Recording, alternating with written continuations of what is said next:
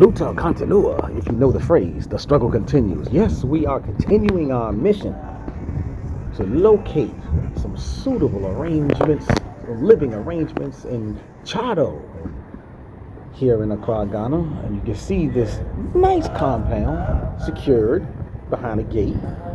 Building is relatively new, nice look from the outside. So we are looking at a 2-bedroom apartment on the ground floor. Very new, very nicely laid out, strong, secure doors, decent sized living room.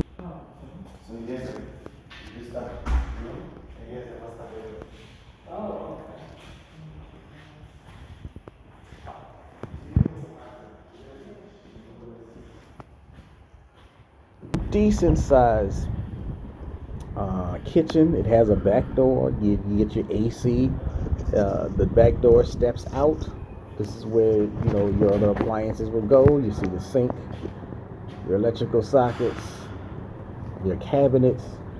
It's unfurnished, so you will need to acquire your own, or at least it's partially unfurnished, so you need to get your own refrigerator and other appliances. We go over here to the living room. What's behind this door? This is the washroom, your public washroom. Bath, not a full bath, just a half. But that's fine. That's great for you yourself, and if you have guests, then they can step in a little bit or whatnot. Yes, it has its own little keys and locks, and it's off to the side of the living room. It's separate from this here, the master bedroom. And you can see your closets aligned on the wall, the wardrobe. You see the AC. It comes with its own installed fan. Now, we didn't get a chance to check to see if the fans work, but if we do decide to go back, we will do a more full engaged run through of the electrical sockets. I'll bring some gadgets to plug up and see. This is the bathroom in suite, so to speak. This is the bathroom that is inside the bedroom. So 2-bedroom unit with a full shower bath in the master bedroom and a full shower bath as we go over to, eventually we will land in the second bedroom.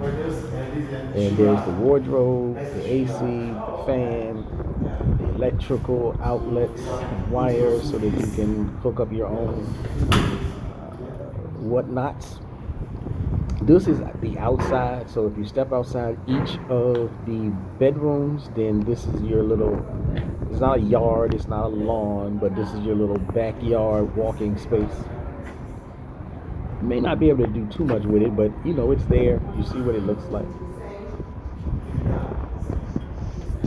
As we venture into back into the house, into the apartment, like I said, this is on the first floor. You see the AC again. This is on the first floor. What's currently available here is a first floor unit and a fourth floor unit. The second and third floors have already been secured by someone. One person is African American, and the other person, I believe, is Ghanaian. So the place looks nice. And we go, you can see the name, the Siblings Court. The place does look nice. It's in the area of town called ChahDoh.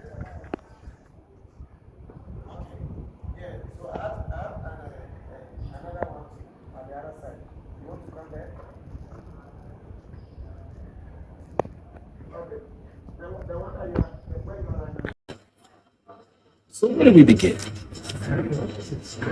So like I said, okay, so the apartments are located in ChahDoh. That's one of the better, I shouldn't say better, that's one of the places I was looking for. It's not too upscale to be out, to be too pricey. It's not so low down price of development where you would feel challenged, especially coming from the West. But so it is a nice area.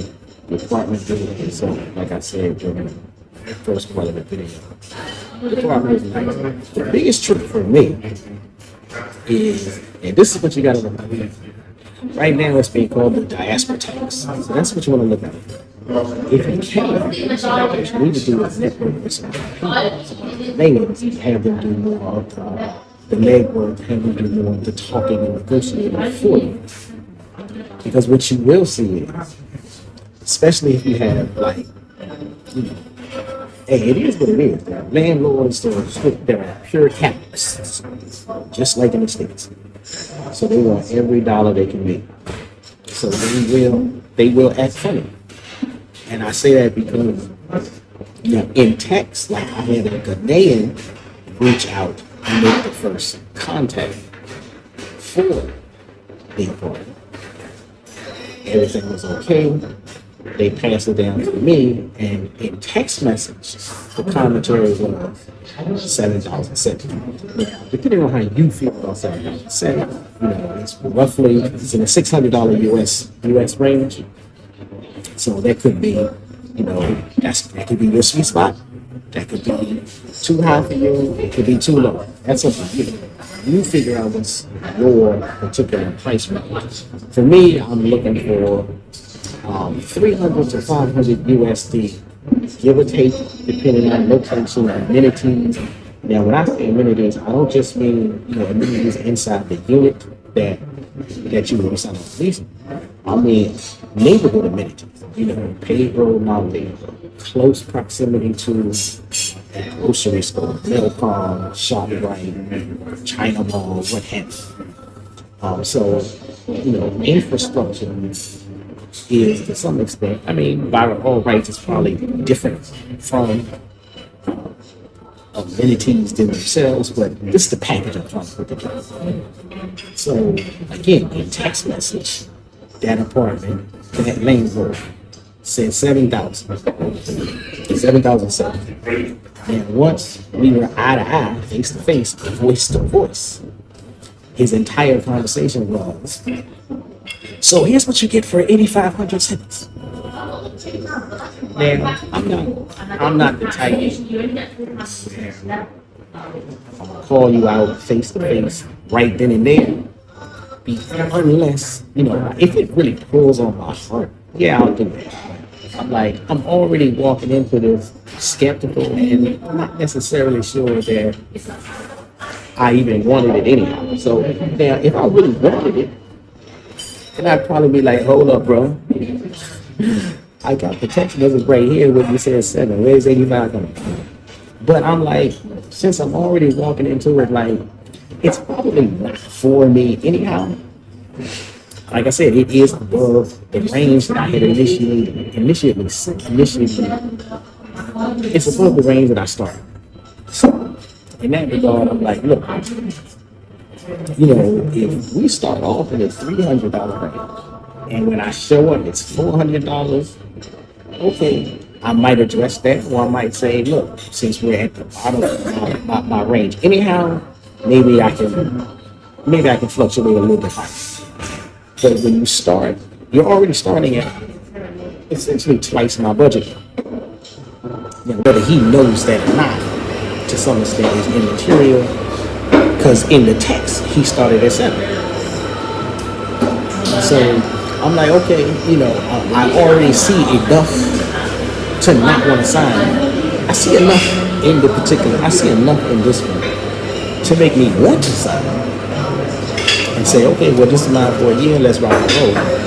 But again, I also see enough not to want to sign. It is a nice area. The roads around it for 2, 3, 4, 5 blocks around are all paved, so that's great. But like I said, you know, I'm walking in from the gate. This is above my personal choice. Not that I can afford it, and I ain't saying it to be braggadocious or anything. I'm just so, you know, it is what it is. But you do have to be mindful of the diaspora tax. The Ghanaians that are not directly involved in the real estate chain are very upfront, very matter of fact, and they will tell you, these people play games.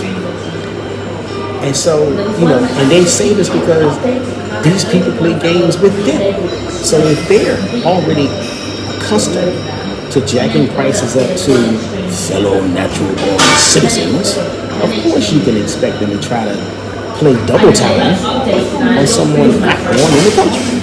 The accent gives you away. But just because the accent gives you away doesn't mean you have to fall victim to it. Yeah, okay, dude, you can double your price. I can walk away. It's a big city. It's a big country. There will be others. You may feel like you're holding all the keys.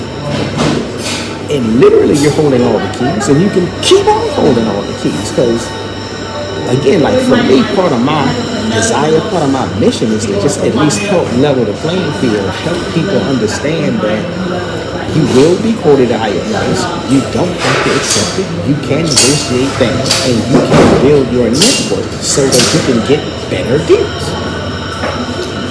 And I say all of that to say, because especially, I made mention in my last video, one guy came through the door asking for 17,000 cedis a month. Now you tell a non-real estate related Ghanaian that number, and they will either die laughing or be so angry they want to punch something. Because ain't nobody paying that kind of price. So again, now I digress. Like I said, it's a nice apartment. The guy is asking 7,000 cedis for it. That's not necessarily a bad price, but since I already know there are people who have gotten better. His is an apartment in a 4-story building.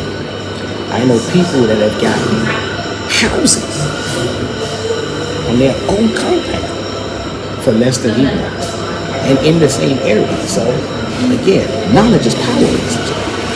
You gotta come with knowledge, and you gotta learn and figure out and design and develop ways to network with people. Yes, it's best if you do it before you get here, but even if you don't do it until you get here, you can still do it while you're here.